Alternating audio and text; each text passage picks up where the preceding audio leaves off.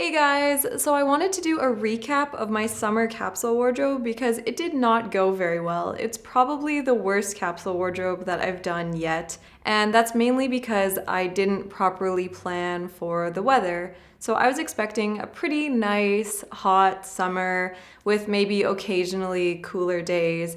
And instead, the summer was either very, very hot or sometimes a week to 2 weeks of cold, rainy weather.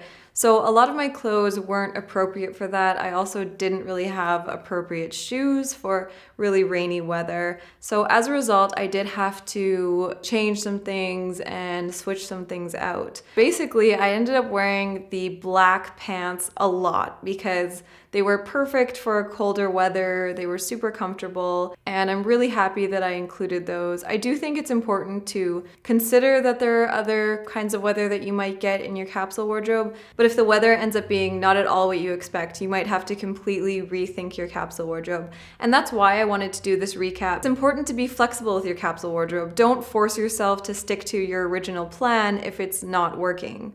So like I said, the black pants got a lot of wear. I also wore the white jacket a lot because that was really my only longer outer kind of layer. I also ended up adding in the red flannel hoodie kind of jacket that I had from previous capsule wardrobes. I just needed a second sort of outer layer.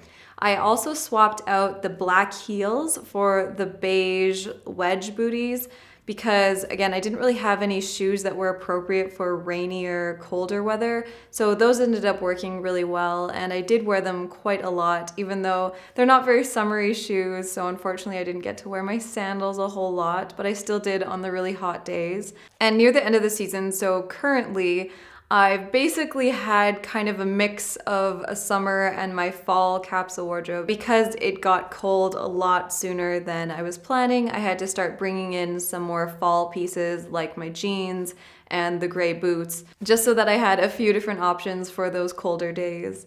And something that was kind of disappointing were the pair of flats that I bought, I think, in the springtime. I needed a pair of flats, and I bought this pair of organic cotton flats, sort of slipper style flats, and I think they're really cute, but they did not hold up very well at all. So I think about midway, maybe even slightly before, they started getting a hole in the front. That was just really disappointing because they were fairly new. And I think that's one of the things you run into with natural material shoes is they sometimes tend to not hold up as well as a leather or a synthetic leather does. I've had quite a few questions about vegan leather alternatives and vegan materials versus animal materials and what I guess are the pros and cons of each. So I'm going to be doing a video about that hopefully sometime in October because there are a lot of different factors to weigh, and based on my own just small experiment with this one pair of shoes, I was really disappointed at how poorly the organic cotton canvas held up. So I might still try to have them in my fall capsule wardrobe and maybe even see if I can somehow get them fixed and put some sort of like toe cap on them. I'm not sure,